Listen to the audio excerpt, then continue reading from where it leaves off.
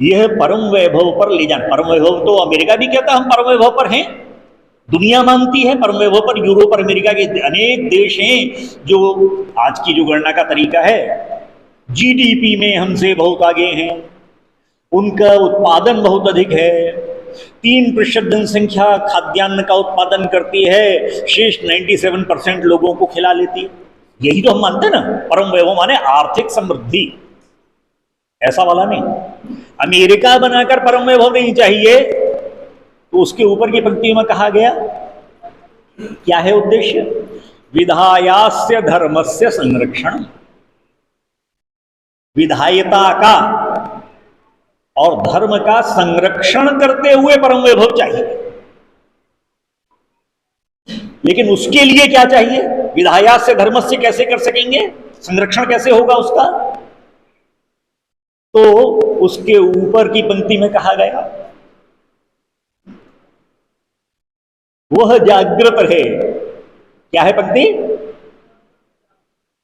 हमारे मन के अंदर क्या जागृत रहे? अविचल ध्येय निष्ठा। वह ध्येय निष्ठा जागृत रहेगी तो कहा गया प्रजागर तो, ठीक है ना। मैं पूरी प्रार्थना की पंक्ति इसलिए नहीं दोहरा रहा हूं कि आप सब लोग उसको जानते हैं। वह जागृत रहेगा। अब ऊपर से फिर नीचे वापस जाइए। अब यहां से अपने को ध्यान में आता है, ये संघ की बात है।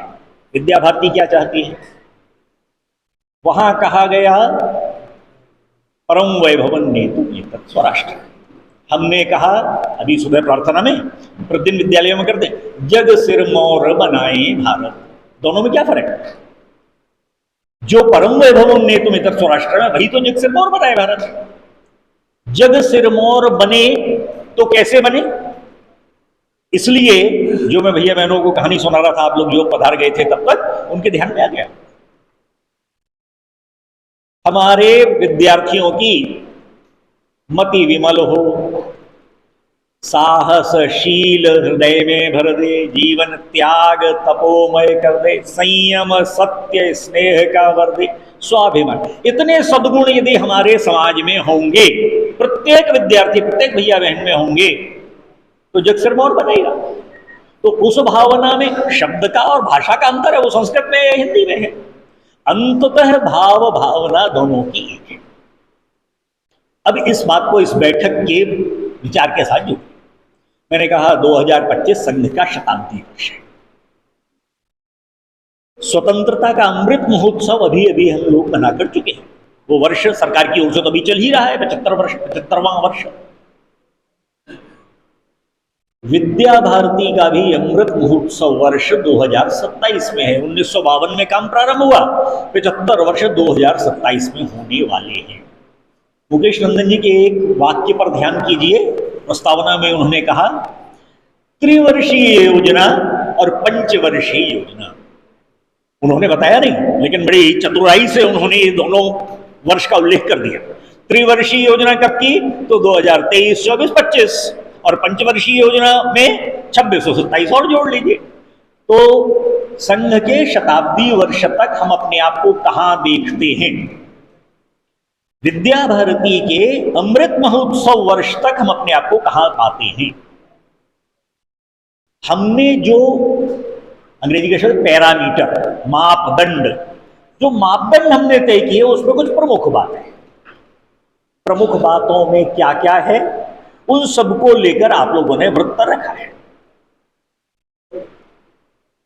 जो कुछ हमारे लिए, जो समाज चाहता है, समाज जिसके आधार पर हमारा मूल्यांकन करता है, और उससे भी महत्वपूर्ण हम अपना मूल्यांकन करते हैं। दोनों बहुत अलग अलग बातें हैं और दोनों बहुत महत्व की बातें। समाज जिस आधार पर हमारा मूल्यांकन करता है तो वो क्या है? हमारे रिजल्ट्स कैसे आ रहे हैं, हमारे भैया बहन कितने सिलेक्शन हुए, हमारा भवन कितना सुंदर बन गया है, वहाँ पर व्यवस्थाएं कितनी अच्छी हो गई हैं, वहाँ पर गाड़ियों की कितनी बड़ी फ्लीट हमने खड़ी कर ली है, भौतिक संसाधन कितने हैं, बिजली और पंखा और बाकी सुविधा साधन कितने हैं, विद्यालयों की होने वाले कार्यक्रम और गतिविधियां कितनी हैं, किस प्रकार की हैं। ये सारा वो है जिसके आधार पर समाज हमारा मूल्यांकन करता है। हम समाज पोषित संगठन है, समाज के आधार पर काम करते हैं, समाज के सहयोग से काम करते हैं। आप सब लोग जानते हैं विद्या भारती देश भर में कहीं भी किसी सरकारी अनुदान के आधार पर विद्यालय नहीं चलते। कहीं कोई सांसद जी या विधायक जी कुछ राशि सहयोग के रूप में अपने जो विशेष उनके फंड्स रहते हैं उसमें से दिया होगा उन्होंने, परंतु कार्य विशेष के लिए दिया होगा, कंप्यूटर लैब के लिए दिया होगा, विज्ञान प्रयोगशाला के लिए दिया होगा, किसी अन्य हमारे काम की दृष्टि से उन्होंने दिया होगा। वह सहयोग स्थायी सहयोग नहीं। क्षमा करें, वे आज सांसद या विधायक हैं, अगले टर्म में भी होंगे इसकी गारंटी आपकी है क्या? परंतु हमारा विद्यालय अगले टर्म में नहीं, उसके अगले ही कितने न जाने टर्म्स में चलने वाला है। स्थायी सहयोग हमारे पास समाज का है। विधायक सांसद तो आज आपके हुए ना, सरकारें बनी, विधायक सांसदों के पावर्स बनी, आपको सहायता करनी है। जब नहीं थे तब के बारे में क्या कहना? विद्यालय को हमारे आज तो नहीं प्रारंभ हुए, 2014 में मोदी सरकार बनने के बाद आपके विद्यालय प्रारंभ किए। ऐसे कितने विद्यालय हमारे पास? हमारे विद्यालय तो प्रारंभ हुए 1970 के दशक में, 60 के दशक में।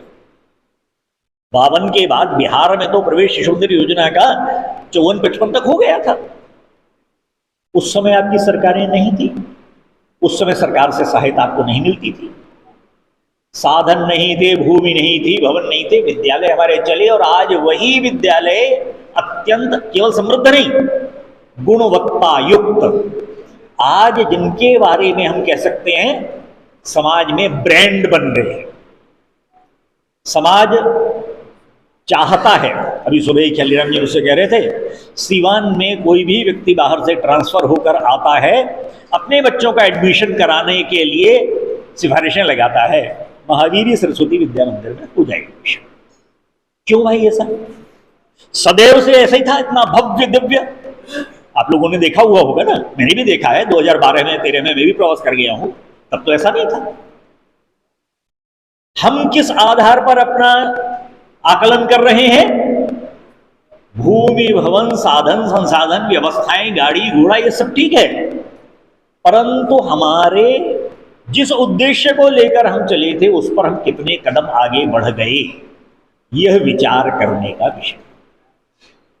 समाज का आकलन अपनी जगह बिल्कुल ठीक है, हम समाज के आधार पर अपना आकलन पर विचार करेंगे, हम उस पर भी खरे उतरेंगे, परंतु उसके साथ साथ दुनिया मुझे बड़ा अच्छा आदमी कहती है लेकिन मुझे मालूम है कि मैं बड़ा बेईमान हूं, तो फिर ये आकलन समाज का आकलन नहीं, समाज दूर दूर से मुझको देख रहा है, अंदर से तो स्वयं को हम जानते हैं, हम देख रहे हैं ना।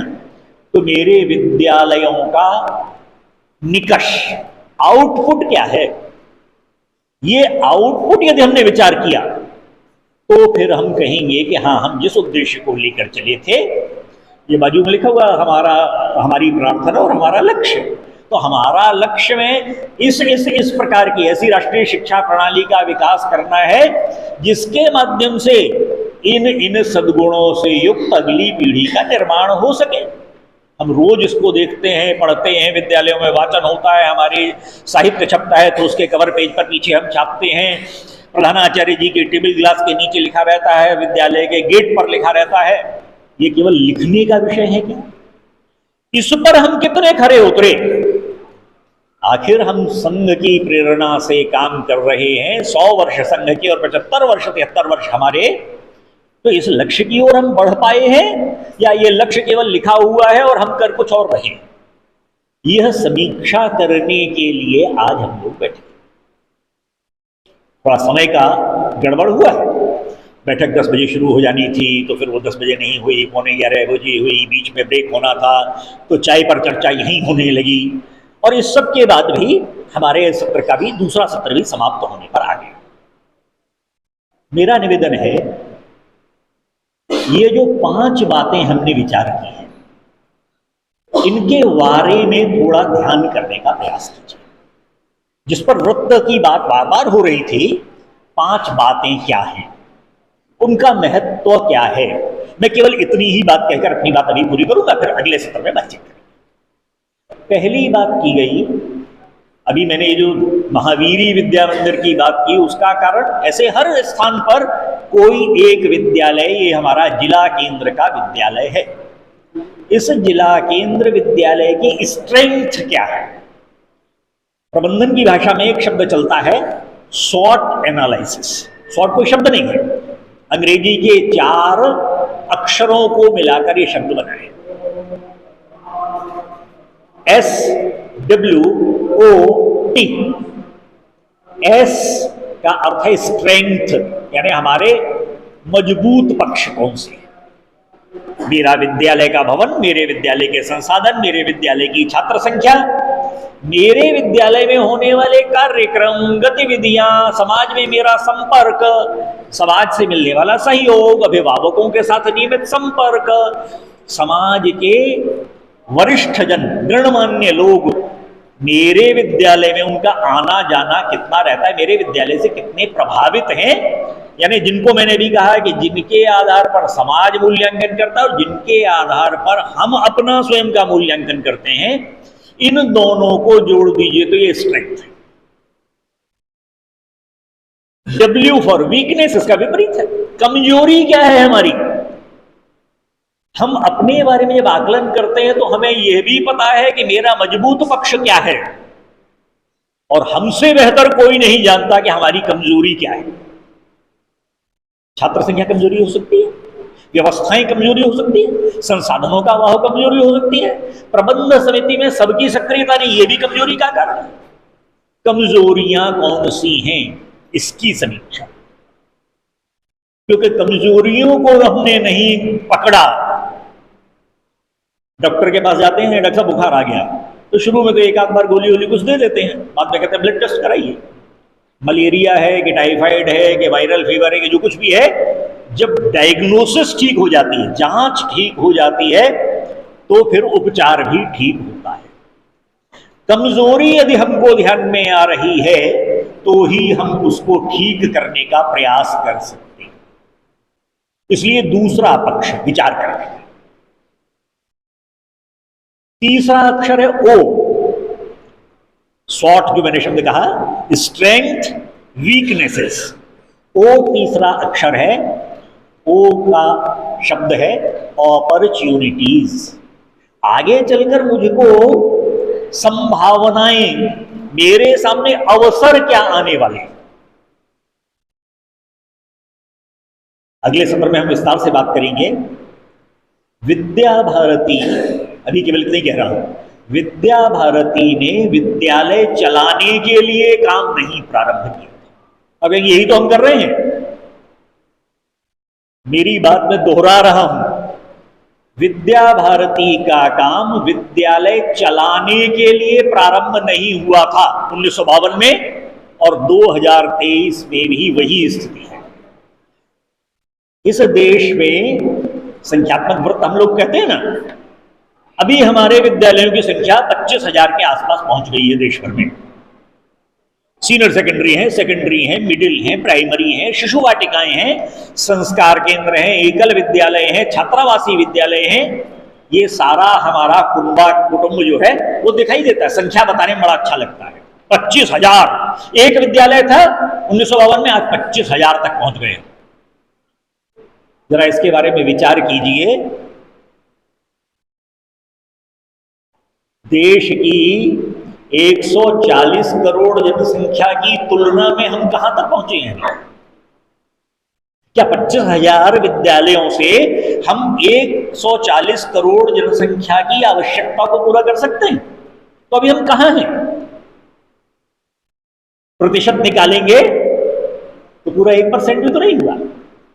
25,000 का को अगर 1% माने तो 2.5 लाख हुआ, 10% और 2.5 करोड़ हुआ, तब हम जाके पूरे हो पाते हैं। तो अभी तो हम 140 में 25,000 ही हैं। इसलिए समीक्षा करने की आवश्यकता। अपॉर्चुनिटीज क्या है हमारे सामने, आगे अवसर क्या आ सकते हैं?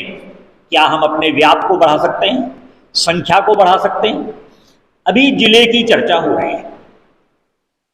एक है संख्यात्मक वृद्धि, दूसरी है गुणात्मक वृद्धि। क्वांटिटेटिव और क्वालिटेटिव। संख्या अभी कितनी है जिले में? अब जिले का क्षेत्रफल, जिले की जनसंख्या आप जानते हैं, अपने अपने जिले के बारे में सबको पता है। तो आपके जिले का क्षेत्रफल कितना है, आपके जिले में तहसीलें कितनी हैं, विकासखंड कितने हैं, आपके जिले में जनसंख्या कितनी है और हमारे विद्यालयों की संख्या कितनी है, तो हमें कहां पहुंचना बाकी है? To reach the unreached. जिनके पास तक हम नहीं पहुंचे उनके पास हमको जाना है। समीक्षा का आधार कमजोरी है, अवसर भी इसी में से निकलते हैं। इसलिए अवसर खोजना हो तो हमको पहले कमजोरी की पहचान कर लेनी पड़ेगी। हमारी आवश्यकता कहां कहां है? जिला केंद्र पूरा हो गया है तो फिर तहसीलों विकासखंडों की ओर रुख करना है, उस तरफ बढ़े। कौन कौन से विकासखंड हैं जिनमें अभी हमारा एक भी काम, मैं विद्यालय नहीं कह रहा हूं, शिशु वाटिका हो सकती है, संस्कार केंद्र हो सकता है, कुछ और विकल्पों पर भी विचार करिए। समाज के अंदर महिलाओं का कोई स्व सहायता समूह भी हो सकता है, हमारे संपर्क का कोई केंद्र है क्या? ऐसा विचार लेकर अपने को समीक्षा करनी चाहिए अपने जिले के बारे में। पूरे प्रांत की, ऐसे पूरे देश की योजना बनाना यह संभव नहीं है।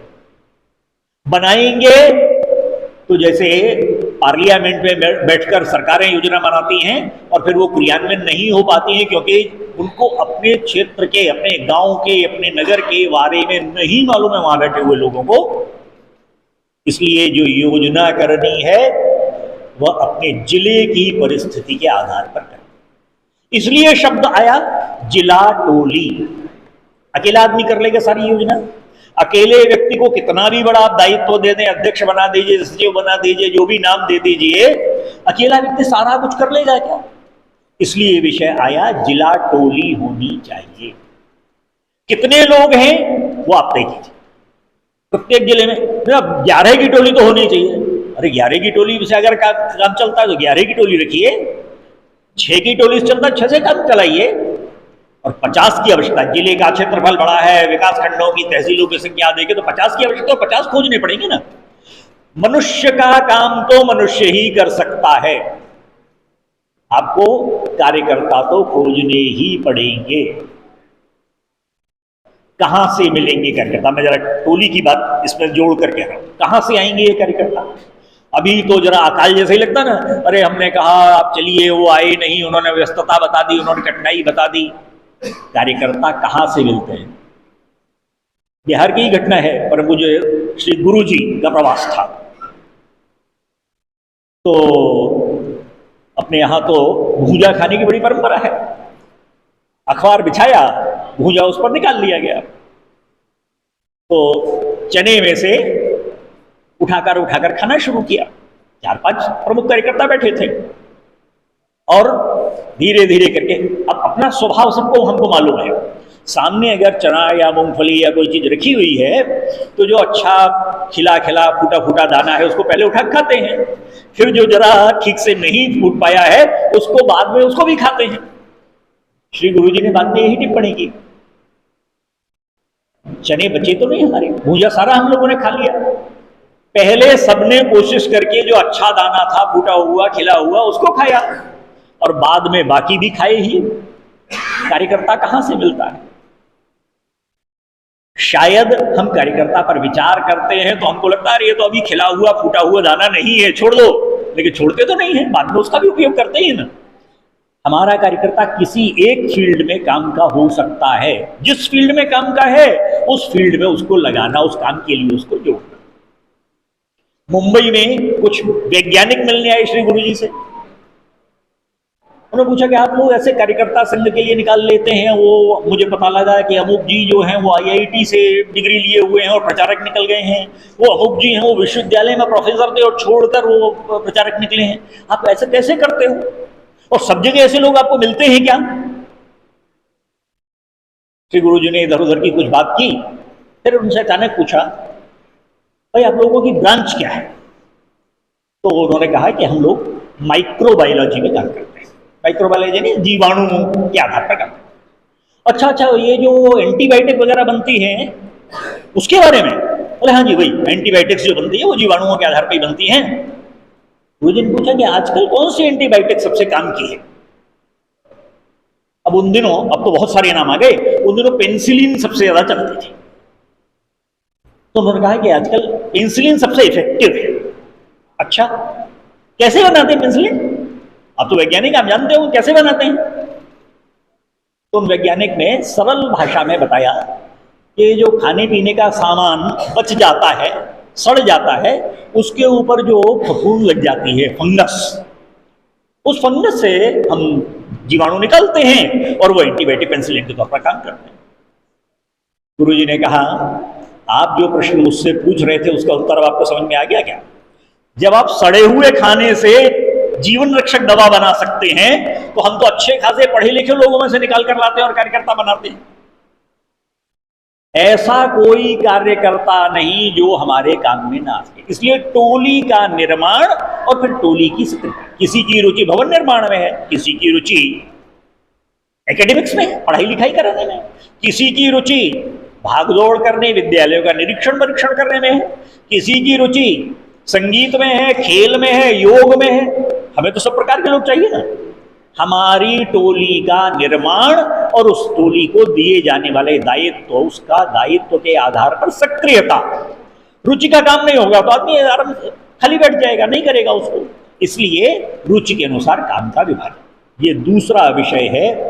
पहला विषय है मेरे जिला केंद्र का विद्यालय, जिले में कौन कितने विद्यालय और जिले में आगे चलकर मुझे किस क्षेत्र में और अभी आगे बढ़ना, क्या संख्यात्मक विकास मेरा करना संभव है, विस्तार बढ़ाना संभव है, और दूसरी बात इसके आधार पर गुणात्मक विकास भी करना है। कैसे भी चलेंगे विद्यालय थके हुए, घिसटते हुए, तो विद्यालय ऐसे चलाना क्यों? फिर हमारी गुणवत्ता, हमारी पहचान अगर वो स्थापित नहीं कर रहे तो विद्यालय हमारे किस काम के? उस विद्यालय की भी कमजोरी क्या है, उस कमजोरी के आधार पर फिर आकलन करना कि हमको इसकी गुणवत्ता बढ़ाने के लिए क्या करना।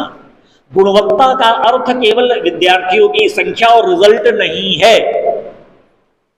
गुणवत्ता का अर्थ उपस्थिति, कार्यक्रम, गतिविधि, विद्यार्थियों में होने वाले सद्गुण विकास, ये सब गुणवत्ता का आकलन करने का अपना आधार है। इसलिए जिला टोली का काम इस सारे काम को प्रेरणा देने, प्रोत्साहन देने का। तो जिला केंद्र के विद्यालय, जिला केंद्र में विद्यालयों की संख्या, जिले में कुल विद्यालयों की संख्या।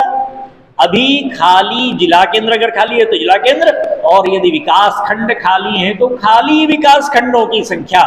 जरा इस पर अपना विचार करें।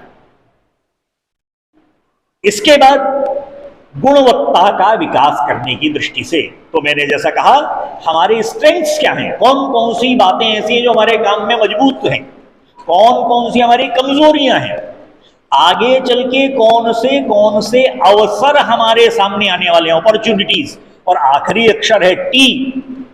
टी का पूरा शब्द है थ्रेट्स। चुनौतियां कौन सी आने वाली हैं? हमेशा अवसर ही नहीं मिलते। अवसरों से अगर हम लोग बने होते तो अब तक यहां ना पहुंचे होते। विद्या भारती का काम, संघ का काम चुनौतियों में से निकला है, अवसरों में से नहीं। हमने चुनौतियों में से अवसर खोजे हैं। इसलिए चुनौतियों का भी विचार, आगे चलकर कौन से ऐसे परिवर्तन हो सकते हैं जिनके कारण हमारे काम की हमको दिशा बदलनी पड़ सकती है। कोई स्थायी बात तो नहीं है। आज परिस्थितियां ऐसी हैं, कल परिस्थितियां कुछ और होंगी। और इसलिए समाज की, देश की आवश्यकता परिस्थिति के अनुरूप मेरे काम की दिशा में क्या कोई परिवर्तन आगामी 5 साल 10 साल में करना अपेक्षित है, तो उस अचानक रातों रात आप एक चलते हुए काम में दिशा परिवर्तन नहीं कर सकते। मोदी जी को 9 साल हो गए, फिर भी हमें लगता है ये नहीं हुआ, ये नहीं हुआ, ये नहीं हुआ, जबकि सरकार को कहा जाता है सर्वशक्तिमान होती, वो जो चाहे कर सकती है।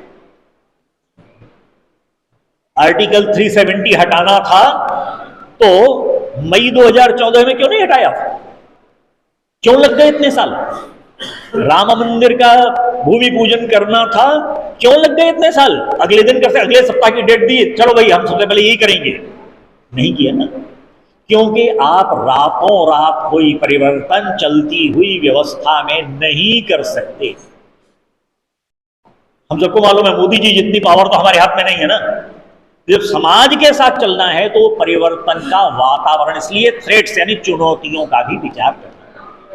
चुनौतियां क्या हैं, उन चुनौतियों को अवसरों में कैसे बदले, कमजोरियां क्या हैं और उन कमजोरियों को अपनी मजबूती में कैसे कन्वर्ट करें, ये विचार करेंगे तो आगे बढ़ेंगे। अब दो और छोटी बातें, एक शिशु वाटिका जिस पर वक्त मांगा गया, जिला केंद्र की बात हो गई, विद्यालय की बात हो गई, कितने स्तर का विद्यालय है, ये सारी बात एक हो गई। जिला के काम को संचालन करने वाली टोली, ये दूसरी बात हो गई। तीसरी बात है, हम जड़ को ठीक करते हैं तो आगे फिर वृक्ष ठीक होगा। पानी जड़ में देना पड़ता है, खाद जड़ में देनी पड़ती है। पत्तों पर अगर आप खाद लपेट दें या पानी से पत्तों को धो दें तो पेड़ नहीं चलने वाला है। काम की जड़ है शिशु वाटिका। इसलिए बात कही गई, आप बालक में भविष्य देख रहे हैं इस देश का, तो उस बालक को बचपन से आपको शेप देनी पड़ेगी। कच्ची मिट्टी को आप, उससे आप गणेश जी भी बना सकते हैं, उससे आप रावण भी बना सकते हैं, लेकिन पकी हुई मिट्टी से आप कैसे उसका आकार प्रकार बदलोगे? आप सब लोग विद्यालयों से सीधे सीधे जुड़े हुए हैं। जो भैया बहन हमारे यहाँ शिशु वाटिका से या प्रथम कक्षा से आए और पढ़कर आज 10वीं 11वीं में पहुंचे हैं, उनका स्वभाव, व्यवहार, चरित्र, बातचीत का ढंग, और जिनको आपने सीधे 11वीं क्लास में एडमिशन दिया है उनका स्वभाव व्यवहार और देख लीजिए, अंतर नहीं दिखाई देता क्या? क्यों हुआ ऐसा? इसलिए कि हमने बचपन से उनको एक दिशा में ढालने का प्रयास किया। उनका अनुशासन, उनका बातचीत करने का तरीका, उनका व्यवहार, उनका परिवार में के अंदर उनकी बातचीत करने का तरीका ये भिन्न है। जो बच्चे बड़े होकर हमारे साथ जुड़े उनका व्यवहार अलग है। इसलिए शिशु वाटिका को महत्वपूर्ण मानना। और ये जो 12 व्यवस्थाओं की बार बार बात हो रही है, ये 12 व्यवस्थाएं केवल संसाधन नहीं है, मूलभूत विचार के साथ शिशु वाटिका की 12 व्यवस्थाएं विचार की। बच्चे को उस आयु में भी पंच महाभूतों से परिचय होना चाहिए, जिससे सृष्टि की रचना और हमारे शरीर की रचना हुई। इसलिए वो पंच महाभूतों से परिचय के लिए, तरण ताल बच्चों के एंजॉयमेंट के, मनोरंजन के लिए नहीं है। तरण ताल में बच्चे जल नाम के इस तत्व, क्षिति, जल, पावक, गगन, समीरा, जो 5 तत्व हैं, उनमें से जल तत्वों से परिचय के लिए तरण ताल है। उदाहरण के तौर पर एक बात कह रहा हूं, लेकिन उसकी 12 व्यवस्थाओं पर विचार कीजिए तो जरूर कुछ ना कुछ उनकी ज्ञानेंद्रियों के, उनके कर्मेंद्रियों के विकास की दृष्टि से कुछ ना कुछ उसका विचार है। इसलिए शिशु वाटिका को अपने जिला केंद्र में एक आदर्श शिशु वाटिका, शिशु वाटिका विभाग उनको कहता है नमूना रूप शिशु वाटिका। नमूने के तौर पर हम दिखा सकते हैं ऐसी होनी चाहिए शिशु वाटिका। तो मेरे जिला केंद्र में कोई एक शिशु वाटिका समाज को दिखाने के लिए, इसका महत्व एक बात से और बढ़ गया है। राष्ट्रीय शिक्षा नीति के आधार पर राष्ट्रीय पाठ्यचर्या, नेशनल कुरिकुलम फ्रेमवर्क, ये जारी हो चुका है, साल भर होने गया। और उसमें सबसे पहले जो कुरिकुलम फ्रेमवर्क आया, पाठ्यचर्या आई है, वह ECCE, early childhood care and education की है। बाल्यावस्था में, शिशु अवस्था में बच्चों की देखभाल और शिक्षा कैसी हो, इसको लेकर पाठ्यचर्या का निर्माण हुआ। और इसलिए ECCE में शिशु वाटिका के सारे तत्वों का विचार किया गया है। मैंने कहा कि हमारे लिए अब ज्यादा महत्व का हो गया। क्यों हो गया है? एक तो हमारा नमूना अन्य लोग देख सकेंगे। सरकार ने तो लागू करना है, सरकार लागू करेगी तो अन्य विद्यालय इस पद्धति पर आएंगे तो कहां जाएंगे? पुस्तक में पढ़कर शिशु वाटिकाएं नहीं बनाई जा सकती। इसलिए हमारी शिशु वाटिका को देखकर अपने अपने विद्यालयों में शिशु वाटिकाएं विकसित कर सकें, इस प्रकार की शिशु वाटिका अपने को खड़ी करें। इसलिए लक्ष्य रखा गया भाई कम से कम एक जिले में, जिला केंद्र में एक शिशु वाटिका तो हो जाए अच्छी, जिसको देखने के लिए बाकी लोग आए। अन्य विद्यालय, अन्य शैक्षिक संस्थान वो देखें हमारी शिशु वाटिका को ECCE के क्रियान्वयन की दृष्टि से ये होगा। और अंतिम बात जो इसमें जिस पर व्रत मांगा गया है वह है संस्कार के। मैं बहुत विस्तार में नहीं जा रहा हूं, क्यों होने चाहिए, कितने होने चाहिए, ये आप विचार कीजिए। हृदय भाऊराव जी देवरस ने तब लक्ष्य दिया था, मैं 1970, 72, 75 इमरजेंसी तुरंत बात की शायद बात होगी, उन्होंने लक्ष्य रखा था एक विद्यालय न्यूनतम एक संस्कार केंद्र का संचालन तो करे ही। आदर्श स्थिति यह है, प्राथमिक विद्यालय है तो एक, मिडिल है तो दो, हाई स्कूल है तो तीन और हायर सेकेंडरी है तो 4 संस्कार केंद्र, ये न्यूनतम लक्ष्य रखना चाहिए। क्यों रखना चाहिए? परम पूज्य सरसंघचालक जी ने पीछे भी एक जगह ये बात कही थी, मैं केवल दोहरा रहा हूं उसको। हम अपने अपने परिवार के बारे में सोचें, हमारे बच्चे क्या कर रहे हैं आज। आप में से अधिकांश के बच्चे, पुत्र और पुत्रियां डॉक्टर बनेंगे, इंजीनियर बनेंगे, MBA करेंगे, कंपनीज में जाएंगे, कॉर्पोरेट में जाएंगे, सरकारी अधिकारी बनेंगे, IAS PCS बनेंगे, ये सारे क्षेत्र हैं, उनमें जाएंगे। तैयारी हम उसी प्रकार करवा रहे हैं, बाकी उनकी मेहनत और उनका भाग्य और बाकी सारी भी चीजें होती हैं। तो भी लक्ष्य तो हम सबका यही है कि बच्चों का कैरियर बहुत अच्छा बने। समाज में आज से 15-20 वर्ष बाद जो नेतृत्व होगा वो कहां से आएगा? हमारे बच्चे तो MBA करके कंपनी में कमाई कर रहे होंगे ना, कंपनी के लिए। हमारे बच्चे चार्टर्ड अकाउंटेंट होंगे, कंपनी में ऑडिट कर रहे होंगे। हमारे डॉक्टर इंजीनियर बन जाएंगे, वो अपनी अपनी कंपनियों में काम कर रहे होंगे, व्यवसाय कर रहे होंगे। हमारे बच्चे नेतृत्व करने नहीं जा रहे हैं। नेतृत्व कहां से आएगा अगली पीढ़ी का? वो उन बस्तियों से आएगा जिनको आज हम सेवा बस्ती कहते हैं। अब आप एक बात का विचार कीजिए, आपका बेटा बड़ा उद्योगपति बन जाए, आपका बेटा बड़ा अधिकारी बन जाए, आपका बेटा बड़ा वकील बन जाए, बड़ा इंजीनियर बन जाए, बड़ी कमाई करने लगे, बड़ी कोठी बंगला बनवा ले, बड़ी गाड़ी खरीद ले, यदि उसके आसपास की बस्ती में रहने वाले लोग सभ्य, शिष्ट, शरीफ नहीं हैं, तो आपका पुत्र, आपके पौत्र कितने दिनों तक शांति से जीवन यापन करेंगे? मैं परमार्थ की बात नहीं कर रहा हूं, संस्कार केंद्र चलाइए, सेवा बस्तियों को हमें ये करना चाहिए, ये करना चाहिए। स्वार्थ सोचिए अपना। 20 साल बाद आपने उनको बड़ी पोस्ट पर तो पहुंचा दिया, आपके परिश्रम से, आपकी कमाई से वो पढ़ लिख गए, बड़ी पोस्ट, बड़ा उद्योग कर लिया, उन्होंने व्यवसाय शुरू कर दिया। शांति से रह पाएंगे क्या? समाज में नेतृत्व करने वाला वर्ग जहां से निकल कर आने वाला है, आज ही हम लोग कहते हैं राजनीति में जो लोग जाते हैं उनमें संस्कार नहीं होते। प्रश्न यह है कि 20 वर्ष बाद जब सारा नेतृत्व अगर वहीं से आएगा और उनकी संस्कारों की चिंता आज हमने नहीं की, तो हमारे पुत्र पौत्र और अगली पीढ़ियां कैसे शांति से रहेंगी? जरा इसका विचार करिए। संस्कार केंद्र की आवश्यकता हमारा एहसान नहीं। समाज का वह वंचित वर्ग है, जनजातीय समाज होगा, महानगर की सेवा बस्ती होगी, ग्रामीण क्षेत्र में ऐसे स्थान होंगे, हमारा एहसान नहीं है।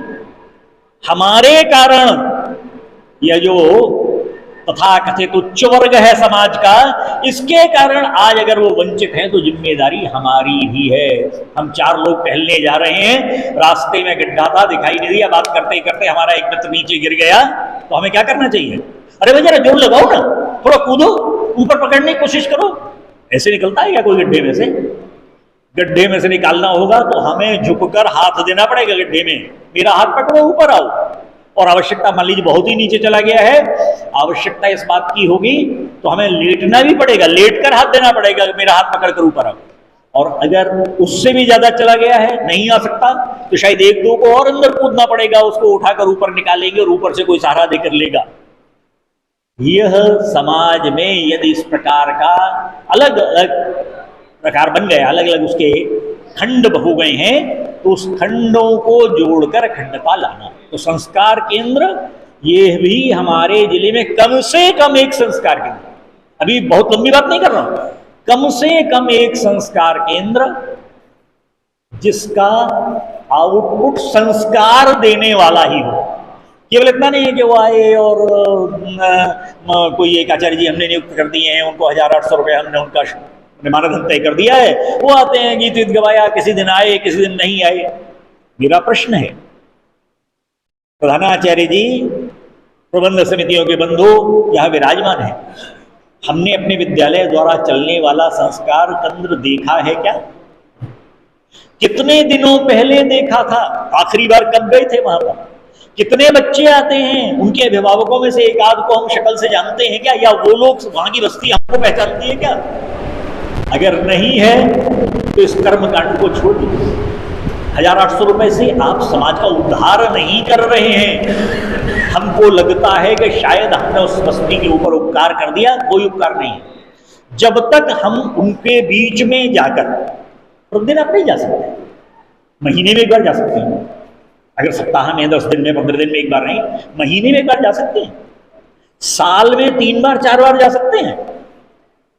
यदि जाएंगे तो संस्कार केंद्र चलेगा, व्यवस्थित चलेगा, परिणामकारी चलेगा। नहीं तो फिर भगवान भरोसे है, चलेगा तो चलेगा, लड़खा रखता हुआ चलेगा, नहीं चलेगा तो भी क्या फर्क पड़ता है। इसलिए उसकी महत्ता को समझकर अपने को विचार करना। केवल एक बात जो विद्यालयों के संबंध में थी उसकी चर्चा आगे करेंगे। मानक परिषद का मूल्यांकन वो वही विषय है जिसकी मैंने गुणवत्ता की चर्चा की। अगले सत्र में उस पर थोड़ा विस्तार से बातचीत करेंगे।